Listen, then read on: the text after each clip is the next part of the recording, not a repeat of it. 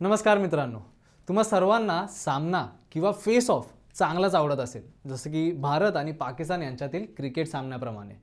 हे मजेदार वाटतं आणि ते इंटेन्स पण आहे आणि ते आपल्याला आपल्या सीटच्या अगदी एजवर ठेवतं. बरं, गेस व्हॉट?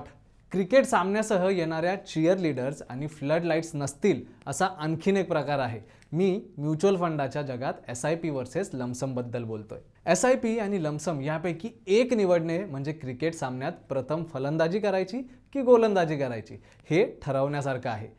हे सामन्याची संपूर्ण दिशा बदलू शकते आणि फक्त यावेळी हे तुमचे पैसे आहेत ज्याबद्दल मी बोलतोय. तर आजचा व्हिडिओ गुंतवणुकीच्या या दोन पद्धती समजून घेण्यासाठी आणि ते तुम्हाला तुमच्या आर्थिक उद्दिष्टे गाठण्यात कशी मदत करू शकतात याबद्दल आहे. आम्ही इक्विटी म्युच्युअल फंडातील SIP आणि लमसम गुंतवणुकीचा सखोल अभ्यास करू, त्यांची तुलना करू आणि तुमच्या आर्थिक उद्दिष्टांसाठी कोणते योग्य आहे ते ठरवण्यात तुम्हाला मदत करू. तर व्हिडिओ सुरू करूया. पण तुम्हाला हा व्हिडिओ उपयुक्त वाटल्यास अधिक आर्थिक माहितीसाठी लाईक, शेअर आणि सबस्क्राईब करायला अजिबात विसरू नका.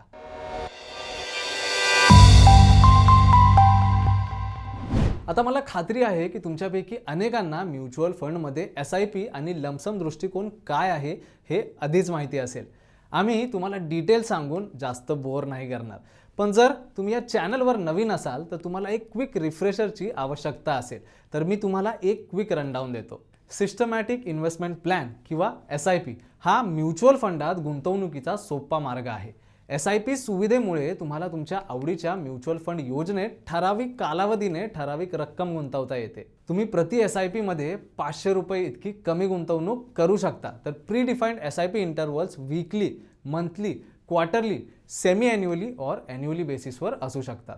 जेव्हा तुम्ही म्युच्युअल फंडात लमसम रक्कम गुंतवता तेव्हा याचा अर्थ असा की सिंगल किंवा bulk amount one time mutual fund गुंतवणुकीत लॉक केली जाते. हे SIP प्रमाणे कालांतराने त्याचा प्रसार करण्याच्या अपोजिट आहे. मी तुम्हाला शॉर्टमध्ये सांगितलंय, पण अर्थातच या गुंतवणूक धोरणांमध्ये आणखीन बरंच काही आहे. त्यामुळे जर तुम्हाला अधिक खोलात जायचं असेल तर आमच्याकडे SIP आणि लमसम दोन्हीवर डिटेल्ड व्हिडिओ आहेत. आम्ही डिस्क्रिप्शन बॉक्समध्ये त्याची लिंक्स दिली आहे, तुम्ही जाऊन चेक करू शकता. पण सध्या SIP आणि लमसम मधील फेस ऑफवर आपण लक्ष केंद्रित करूया. आता SIP आणि लमसम या दोन पद्धतींची तुलना करू आणि तुमच्यासाठी कोणती योग्य आहे ते पाहू. मित्रांनो, पहिला पॉइंट आहे मार्केट टायमिंग. SIP सह तुम्हाला शेअर बाजारासाठी सतत वेळ द्यावा लागत नाही. उदाहरणार्थ, जर तुम्ही SIP द्वारे इक्विटी फंडात दरमहा 5,000 गुंतवत असाल तर शेअर बाजारातील चढ उतारांची पर्वा न करता तुम्ही ते करा. तुम्हाला रुपयाच्या ॲव्हरेज खर्चाचा लाभ मिळतो, ज्यामुळे तुम्हाला शेअर बाजार खाली असताना अधिक युनिट्स आणि बाजार चढताना कमी युनिट्स खरेदी करता येतात. कालांतराने तुम्ही तुमच्या म्युच्युअल फंड युनिट्सच्या खरेदी किमतीची ॲव्हरेज काढू शकता. SIP द्वारे इक्विटी फंडमध्ये गुंतवणूक करताना तुम्ही शेअर बाजाराला वेळ देत नसल्यामुळे तुमची SIP कधीही सुरू करण्याची योग्य वेळ आहे. समजा तुम्ही टोमॅटो खरेदी करताय. यावर्षी मे मध्ये टोमॅटोला रिझनेबल किंमत होती, त्यामुळे तुम्हाला जवळपास 100 मध्ये 2.5 किलो मिळत होते. पण आत्ता ते इतके महाग झाले होते की तुम्हाला त्याच 100 रुपयामध्ये 1 किलो टोमॅटो मिळत होता. SIP नेमकं असंच काम करतं. जेव्हा मार्केट वर असतं तेव्हा तुम्हाला तुमच्या पैशासाठी कमी म्युच्युअल फंड युनिट्स मिळतात आणि जेव्हा मार्केट खाली असतं तेव्हा तुम्हाला जास्त मिळतात.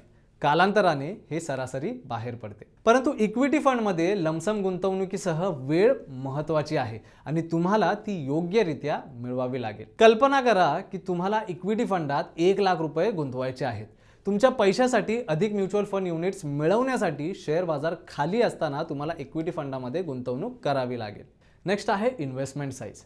गुंतवणुकीच्या आकाराचा विचार केल्यास तुम्हाला SIP आणि लमसम पद्धतीमध्ये मोठा फरक दिसेल. आता SIP मध्ये विशेष काय आहे की ते तुम्हाला इक्विटी फंडामध्ये नियमितपणे थोडी रक्कम गुंतवण्याची परवानगी देतात. तुम्ही इक्विटी म्युच्युअल फंड योजनेत दरमहा फक्त 500 सह SIP सुरू करू शकता. हे दर महिन्याला चित्रपटाचे तिकीट विकत घेण्यासारखं आहे आणि यामुळे तुमच्या खिशाला फारसा धक्का लागत नाही. समजा तुम्ही फर्स्ट टाइम इन्व्हेस्टर आहात जे दीर्घकालीन आर्थिक उद्दिष्टासाठी गुंतवणूक करत आहात, जसे की ड्रीम हाऊस खरेदी करणे. मग SIP तुमचा चांगला मित्र बनू शकतो. तुम्ही SIP द्वारे तुमच्या इक्विटी फंडात दर महिन्याला एक छोटी मॅनेजेबल रक्कम कॉन्ट्रीब्यूट करा आणि कालांतराने तुमची संपत्ती जमा होताना पहा. इक्विटी फंडामध्ये लमसम पद्धतीने तुम्हाला तुमची वेळ योग्यरित्या मिळवावी लागेल. अन्यथा तुम्हाला वेळोवेळी उच्च परतावा मिळवण्याची सर्वोत्तम संधी देण्यासाठी दीर्घकालीन गुंतवणूक करावी लागेल. समजा तुम्ही बाजारातील जाणकार गुंतवणूक असाल आणि तुम्हाला मोठा फायदा झाला असेल, मग तुम्ही एक रकमी पद्धत वापरून पाहू शकता. नेक्स्ट आहे मार्केट व्होलॅटिलिटी. मी आधी सांगितल्याप्रमाणे इथेच SIP ने रुपी कॉस्ट ॲव्हरेजिंग ही कन्सेप्ट मांडली आहे. एक उदाहरणाने रुपी कॉस्ट ॲव्हरेजिंग आपण समजून घेऊया. समजा तुम्ही जानेवारी 2022 ते जून 2022 पर्यंत SIP द्वारे इक्विटी म्युच्युअल फंड योजनेत दरमहा 10,000 ची गुंतवणूक केली आहे. टेबल दाखवल्याप्रमाणे तुम्ही एकूण 60,000 रुपीज SIP द्वारे गुंतवले आहेत आणि एकूण 2,933 युनिट्स 20.5 रुपये प्रति युनिट्सच्या सरासरी नेट ॲसेट व्हॅल्यू किमतीने खरेदी केले आहेत. दुसरीकडे जर तुम्ही जानेवारी 2022 मध्ये लमसम रक्कम म्हणून 60,000 रुपये गुंतवण्याचे निवडले असते, तर तुम्ही 21 रुपये प्रति युनिट NAV दराने एकूण केवळ 2,857 युनिट्स खरेदी केली असती. रुपी कॉस्ट ॲव्हरेजिंग त्यामुळे तुम्हाला तुमच्या इक्विटी म्युच्युअल फंड युनिट्सच्या खरेदी किमतीची वेळोवेळी ॲव्हरेज काढण्यात मदत होते. सो अशी परिस्थिती आहे जिथे लमसमचा दृष्टिकोन SIPच्या दृष्टिकोनाला मागे टाकतो. याचा अर्थ असा की शेअर बाजार खरोखरच खाली असताना तुम्ही इक्विटी फंडामध्ये लमसम रक्कम गुंतवून जास्त परतावा मिळवू शकता. आपण या व्हिडिओमध्ये थोड्याच वेळाने याबद्दल चर्चा करू. नेक्स्ट आहे फायनान्शियल डिसिप्लिन. SIP हे जिम मेंबरशिप सारखं असतात. तुम्ही ठराविक रक्कम नियमितपणे बाजूला ठेवण्याचे वचन देत आहात, जसे तुम्ही प्रत्येक आठवड्याला काम करण्यासाठी वचनबद्ध आहात. आर्थिक शिस्त लावण्याचा हा एक उत्तम मार्ग आहे आणि कालांतराने ती एक चांगली सवय बनते. दुसरीकडे इक्विटी फंडात लमसम गुंतवणुकीत तुम्ही एकाच वेळी मोठी रक्कम टाकता, त्यामुळे हे वन टाइम प्रकरण आहे. एकदा तुम्ही तुमचे पैसे गुंतवले की पुढील वचनबद्धतेची गरज नाही. याचा अर्थ नियमित बचत आणि गुंतवणूक करण्याची सवय विकसित करण्याची संधी कमी आहे. नेक्स्ट आहे time value of money. Time value of money ही संकल्पना आहे की भविष्यातील तारखेला समान रकमेपेक्षा पैशाची रक्कम आत्ता जास्त आहे. टाइम व्हॅल्यू ऑफ मनीच्या प्रिन्सिपलचा अर्थ असा आहे की पैसे केवळ गुंतवणुकीद्वारे वाढू शकतात, म्हणून विलंबित गुंतवणूक ही गमावलेली संधी आहे. समजा तुम्ही 12 लाख रुपयांची लमसम गुंतवणूक केली आणि 20 वर्षे गुंतवलेले राहाल. तुमच्या संपूर्ण गुंतवणुकीवर लगेच परतावा मिळू लागतो. समजा तुम्ही 20 वर्षांसाठी प्रति SIP हप्ते 5,000 ची गुंतवणूक केली. ती मुळात 5,000 × 12 म्हणजे 60,000, ते पण 20 वर्षासाठी म्हणजे 12 लाख इतकी रक्कम आहे. आता प्रत्येक SIP हप्त्याला परतावा निर्माण करण्यासाठी कमी वेळ आहे, कारण ते कालांतराने पसरले आहेत.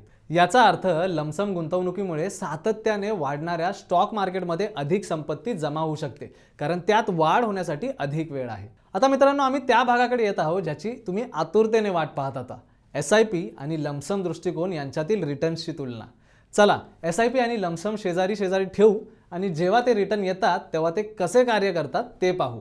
आणि हो, तुलना शक्य तितकी अचूक करण्यासाठी आम्ही डिसेंबर 2022 पर्यंत निफ्टी 50 वर आधारित डेटा वापरत आहोत. हा डेटा आम्हाला दाखवतो की जर तुम्ही लमसम पद्धतीचा पर्याय निवडला असता आणि त्याच कालावधीत मासिक SIP मधून मिळणारे रिटर्न विरुद्ध कालावधीच्या सुरुवातीला इक्विटी म्युच्युअल फंडात एकाच वेळी गुंतवणूक केली असती, तर ते तुम्हाला मिळणारे रिटर्न्स दाखवतात.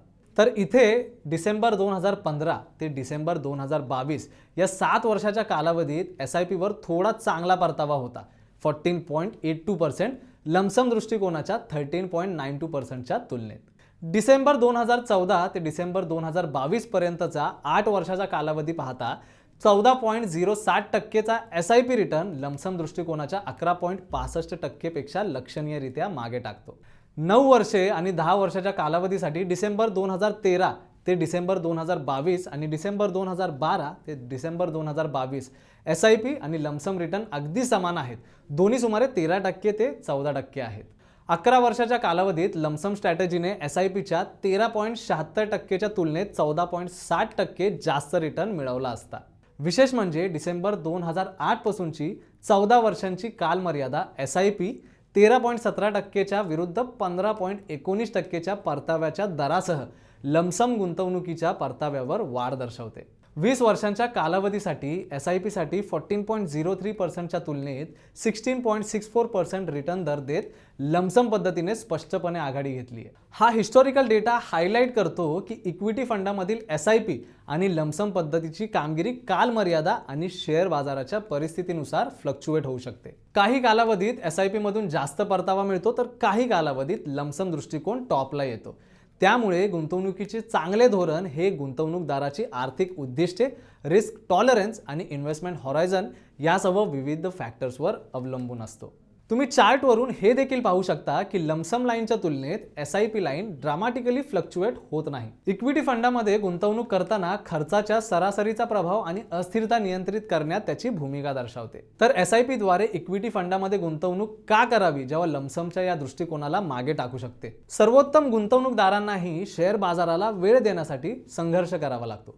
शेअर बाजार कमी असताना लमसम रक्कम गुंतवा आणि जर हा दृष्टिकोन मागे पडला तर तुम्ही बरेच पैसे गमवू शकता. समजा तुम्ही 2008च्या सुरुवातीला एकाच वेळी 12 लाख गुंतवले असतील तर वर्षाच्या अखेरीस गुंतवणूक 15% पेक्षा जास्त कमी झाली असती. आता जर तुमच्याकडे मजबूत जोखीम सहनशीलता नसेल आणि तुमच्या इक्विटी फंडातून मोठा तोटा झाला असेल तर तुम्ही घाबरले असता. सो जर तुमची जोखीम सहन करण्याची क्षमता मजबूत असेल तर तुम्ही हा वाईट टप्पा पाहिला असेल आणि 2009च्या अखेरीस तुमची एक रकमी गुंतवणूक 10.6 लाखांपर्यंत वाढली असते.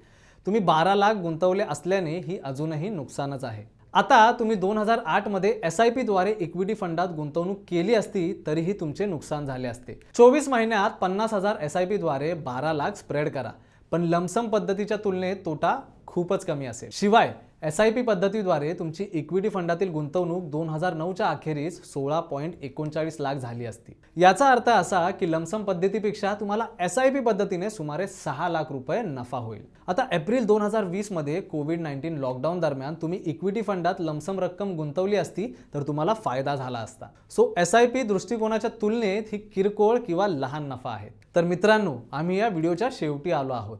इक्विटी फंडात गुंतवणुकीचा SIP आणि लमसम दृष्टिकोन या दोन्हीचे वेगवेगळे फायदे आहेत. तुमची गुंतवणुकीची पद्धत तुमची आर्थिक उद्दिष्टे, तुमची जोखीम सहनशीलता आणि तुमची गुंतवणूक वाढू देण्यास तुमचा वेळ यांच्याशी अलाइन असावी. आता मला तुमच्याकडून हे ऐकायला आवडेल, तुम्ही कोणत्या गुंतवणूक पद्धतीला प्राधान्य देता, SIP किंवा लमसम, आणि का? कमेंट्स विभागात कन्व्हर्सेशन सुरू करूया. आणि हो, जर तुम्हाला हा व्हिडिओ उपयुक्त वाटला असेल आणि तुम्हाला यासारखे आणखीन इन्साइट हवे असतील तर या व्हिडिओला लाईक करा आणि हो, या चॅनलला सबस्क्राईब करायला अजिबात विसरू नका. धन्यवाद.